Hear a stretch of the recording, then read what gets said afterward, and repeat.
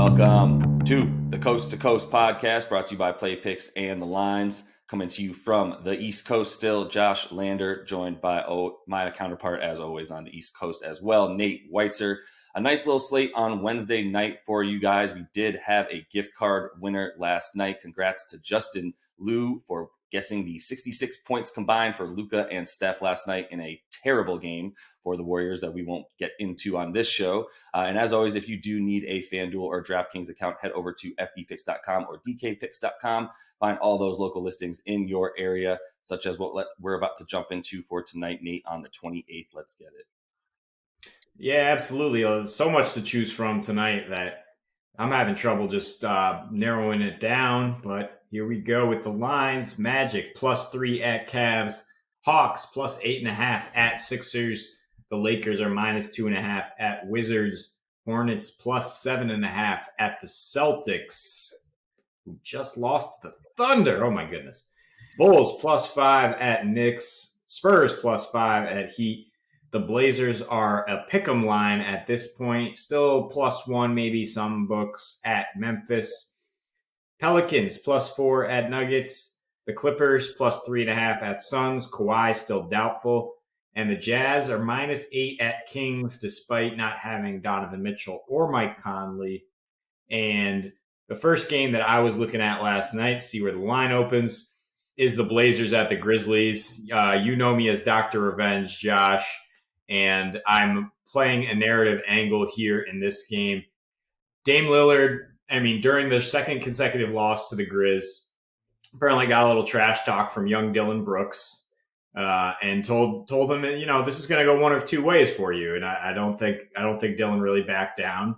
So now we're going to see Dame at full MJ motivation against a team that's beaten them twice already. Very difficult to beat a good team 3 times in a row. Portland, I guess you could say they're due. 11 straight losses, fails to cover against winning teams. They need this game in a bad way for their psyche, and I think they come out playing very well, especially Dame. So I'm just going to start with his props. It's 26.5 points at FanDuel. I'm definitely taking the over. You can get him +148 to get 30 points, and you can get a clean 420 on him scoring 30 in a win. And in pick'em line, I think that's a lot of value. You look at the Blazers are obviously an extremely dependent three-point shooting team. They snapped their losing streak last night by shooting 57% from three against the Pacers D. That's actually really, really good against the three-point shot. Memphis was really good to start the month. They were actually top 3 in the league. They've plummeted to bottom 3 in the league in three-point defense lately, and they're coughing up 123.5 points per game in their last 5, playing at a blinding pace now. They do tend to go under more often at home. I'm not touching a total at 236, but I do like the Blazers to be able to hit enough threes to get that win tonight. They have been road warriors, 17-12 against the spread and 17-12 against the over on the road. They're 7-6 on a back-to-back, and they score 116 points per game in those situations. With Yusuf Nurkic back, I trust their defense to be better, and I trust their offense to pull it out with Dame Lillard leading the way. Yep, and I do like the concept of Dame playing on a back-to-back with motivation. Somebody, a shooter who sees the basket really well on the second night. The Blazers are over 50% against the over on 0 days rest today, sort of indicating they like to come out firing as well. I'll follow you there with that. I think you're getting a ton of value with the Blazers team that's still, that's getting points there. So anything you get with Dame and props or even just plus money, there's a ton of potential plus money bets out there. So really liking that.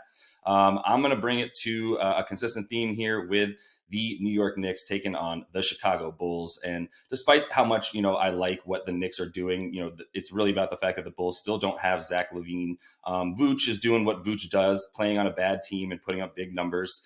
Since LaVine's been out in the last 7, he's got about 22, 11, and 4 that he's averaging on some really nice shooting splits as well. But, at the end of the day, like they're still giving up a ton of points in the paint. They're still giving up a ton of 2-point field goals at a high percentage, which the Knicks love to do. But I will also bring up how well the Knicks have been shooting from three in their last 10. They have the second best 3-point percentage in the league, despite only hoisting up, threes at a rate of about 21st in the league. So still not putting up too many, but hitting the ones that they put up.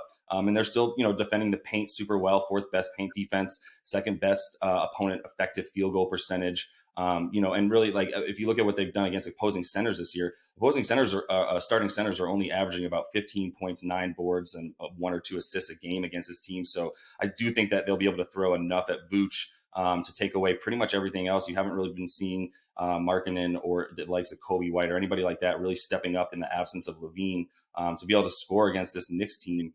So, at about 5 points or so, I still feel good riding the Knicks. It really took a really awesome performance from CP3 and Devin Booker to end that winning streak for them the other night. They still gave them hell in the fourth quarter, despite a really nice comeback from the Suns. So I still feel good about this team's psyche. I still think that they're on the upward trend with a lot more to play for than the 10th seeded Bulls in the East right now. So I'm feeling good about the reasoning for New York to come out and make sure that they cover 5 points tonight. Yeah, I mean, you just said it, right? They always come out and seem to perform under Thibodeau. They're 12-1 straight up at home when listed as favorites. They win the games they are supposed to win, and they absolutely should win this game. The matchup is cake against a Bulls team that can't defend the paint and can't really score down low, especially without Levine opening things up there. So definitely don't think it's a homer pick. I think you're right on the money there. Taking the Knicks tonight to start a new streak. Yep. So the Utah Jazz are sputtering a little bit, huh? Consecutive losses to the Wolves, definitely missing Donovan Mitchell. Their points are down to 110 points per game without him versus scoring about 117. They've gone under in 6 of their last 7. And the Kings are actually getting, some respect, initially getting a little lift without De'Aaron Fox, covers in 4 straight as underdogs. So you are getting some value in this game, especially with the total. I was just shocked to see 222. Yes, the Jazz have been going under. And yes, they're missing Conley and Donovan Mitchell, which will make it a little more difficult to open things up for threes.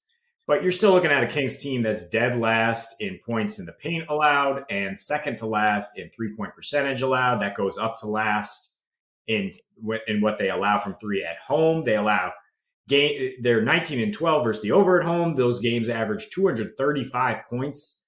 You're telling me I can get the best offense in the NBA to somewhat approach an average game in Sacramento? I'm absolutely taking that over. I'm probably banking on the Jazz to win. I think they come out strong. They obviously love this matchup. They've won 7 of their last 8 in Sacramento. They've won 4 of their last 5 over the Kings by double figures. So I think you can get them to lead at halftime and win, which is minus 190. But obviously liking the over so much, parlaying that with the Jazz money line is plus 137 at DK. The Kings, I mentioned, they got that little lift. Richaun Holmes had a really big game against shorthanded Mavs. He averages 8.5 points per game against Rudy Gobert. That's not going to be a great matchup for Sacramento to exploit. Harrison Barnes is questionable. Marvin Bagley might play, which is a plus for the other team. And yeah, Utah can just hand the keys over to Clarkson, Joe Ingles. Quinn Snyder still has his guys humming no matter who's out there. And I think this is push come to shove time. They got to start beating these bad teams after what happened against the Wolves. Yep, and the presence of Marvin Bagley, poor Marvin Bagley III, also means a lot more points. His individual defensive rating is terrible. Their defensive rating plummets when he gets onto the floor. He just doesn't know where to go. So I love that over with Marvin B playing in there. A game I also feel really, really good about, Nate, is that Philly-Atlanta game. If you dive into the stats of this game, there's some pretty even numbers in a lot of places, to be honest with you. I mean, Clint Capella is having a great season, which contributes to the Hawks being really good down low. But at the end of the day, there's 2 major factors here. One is, your Dr. Revenge factor. Atlanta handled Philly much earlier in the season at the beginning of the year, beating them about 112-94. Philly had no Ben Simmons, no Tobias Harris, Seth Curry, Matisse Thybulle, Milton, or Korkmaz. So they were incredibly shorthanded. It was basically just if Joel decides to put in a Herculean effort and win it for them, which he tried and they failed, obviously. But I think you look at that and then you look at who's not playing for Atlanta this game. It's the reverse. You've got Trae Young out, still no Cam Reddish, Tony Snell. Kevin Huerter and Goodwin are both around doubtful or questionable, and no DeAndre Hunter still. So, in their win last time against Philly, Trae put up 26 and 12, which was obviously crucial for them. Without him leading the way, they're going to struggle against good teams. They should get some of their guys back at the end of the week, but we are looking at Philly at home, and they've got Tobias, Embiid, and Simmons back on the court. That hasn't happened in the last couple of weeks where they've all been on the court at the same time. And when those three are on the court, in the lineup, they have the best half court net rating. They're really the best, in the top 5 of offensive rating in half court and defensive rating in the half court. So, they're a really, really good team when healthy. I think the numbers that you've just seen from them when they've been sputtering recently is simply because they need that combo of those three guys on the floor, and then obviously Seth Curry and Danny Green and Korkmaz are all available tonight. I think 8 points is fine for me to take that with against Philly. I'm not loving the props because I do think Clint Capella does well enough down low against Embiid to be able to at least keep it reasonable. But 8 points is too much, and you'll see Philly pull away by the third quarter, in my opinion.